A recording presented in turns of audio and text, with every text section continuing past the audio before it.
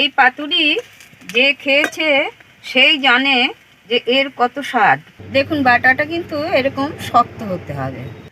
নমস্কার, স্বাদে আহ্লাদে বেঙ্গলিতে আমার সকল দর্শক বন্ধুদের স্বাগত। আজ আমি আপনাদের সাথে নিরামিষ পাতুরি রেসিপি শেয়ার করব। যারা মাছ মাংস খান না বা পছন্দ করেন না তাদের কাছে, কিংবা যারা মাছ মাংস খান তাদের কাছেও মুখের স্বাদ বদলাতে এই রেসিপিটা খুব ভালো লাগবে।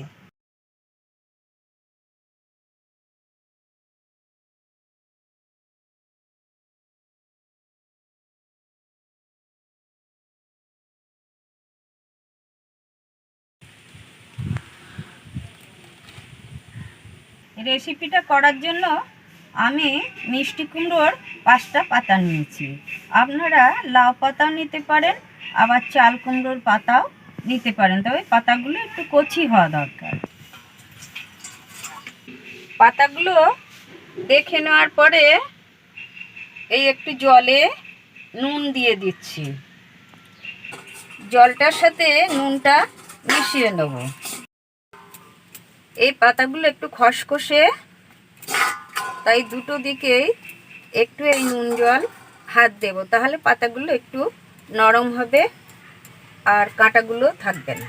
সব পাতাগুলোই এইভাবে হাত দিয়ে ঘষে ঘষে নুন জল দিয়ে দেবো। পাতাগুলো নরম হয়ে যাচ্ছে। এখানে কিছুটা মুসুর ডাল 4-5 ঘন্টা আগে ভিজিয়ে রেখেছিলাম আর ভালো করে ধুয়েও নিয়েছি। এবার বেটে নেব। মুসুর ডালগুলো অল্প অল্প করে বেটে নেব, আর এই বাটাটা একটু শক্ত হতে হবে। ডালটা শক্ত করেই বাটতে হবে। দেখুন বাটাটা কিন্তু এরকম শক্ত হতে হবে। ডালটা মিহি করে বেটে নিয়েছি, এবার তুলে নিচ্ছি।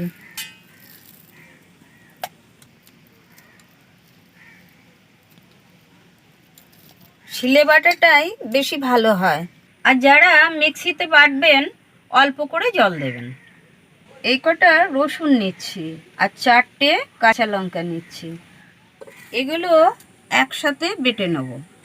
যাদের বাড়ি বাচ্চা আছে ওরা তো আর এত ঝাল খেতে পারবে না, তাই লঙ্কাটা কুচিয়ে দিলেই ভালো হবে।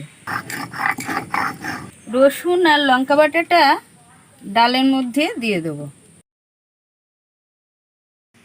এরকম সাইজের 2টো পেঁয়াজ ভালো করে কুচিয়ে নেব। পেঁয়াজটা খুব মিহি করে কোচাতে হবে। এই মিহি করে কোচানো পেঁয়াজগুলো ডালের মধ্যে দিয়ে দেবো। পেঁয়াজ কুচিটা দেওয়ার পর স্বাদ মতো লবণ দিয়ে দিচ্ছি। খুব সামান্য হলুদ দিয়ে দিচ্ছি। হাফ চামচ কালো জিরে দিয়ে দিচ্ছি।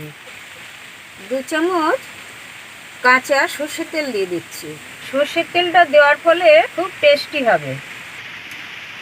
এবার এটা খুব ভালো করে মেখে নেব। বন্ধুরা, আমার ভিডিওটা না টেনে পুরোটাই দেখার অনুরোধ করছি। আর ভিডিওটা ভালো লাগলে লাইক কমেন্ট শেয়ার করবেন, আর নতুন বন্ধুদের চ্যানেলটা সাবস্ক্রাইব করার জন্য অনুরোধ করছি। ভালো করে মিশিয়ে নিয়েছি। একটা করে কুমড়ো পাতা নেব আর মাঝখানে এইভাবে দিয়ে দেবো। আবারও পাতাটা ভাঁজ করে তার উপরে একটু দিয়ে দেবো।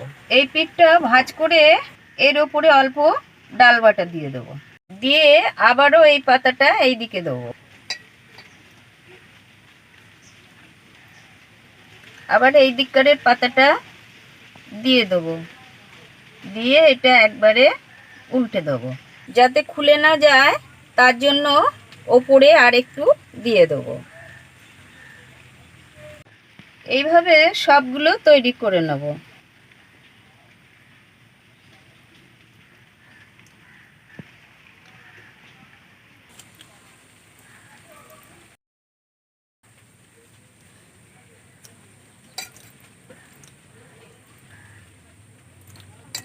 যাতে খুলে না যায় সেই জন্য এর ওপরে আর একটু দিয়ে দেবো।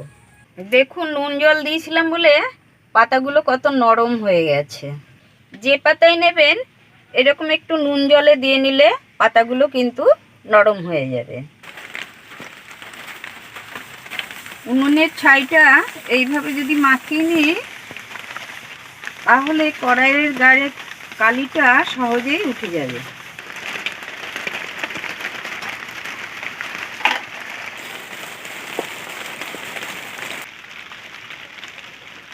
কড়াইটা গরম হয়ে গেছে। এই সামান্য সর্ষের তেল এইভাবে কড়াইয়ের চারপাশে দিয়ে দেবো।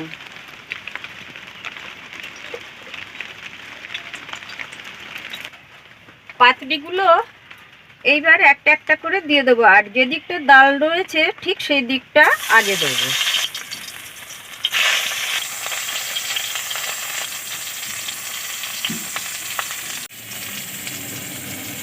উনুনের আঁচটা কিন্তু খুব জোরে দিলে হবে না, আস্তে আস্তে দিতে হবে যাতে ডালটা পাতার ভিতরে সিদ্ধ হয়ে যায়।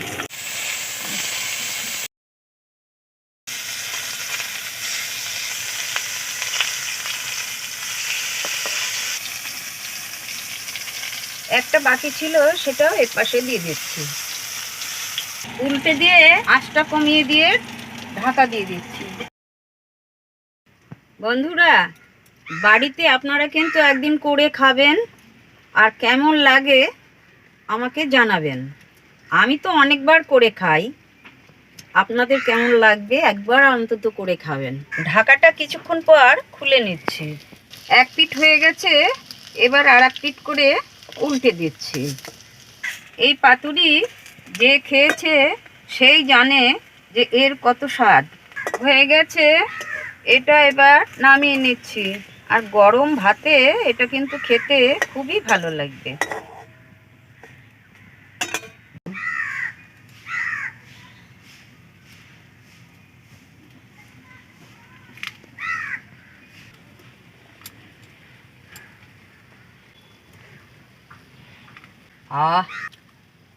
খুব ভালো লাগছে।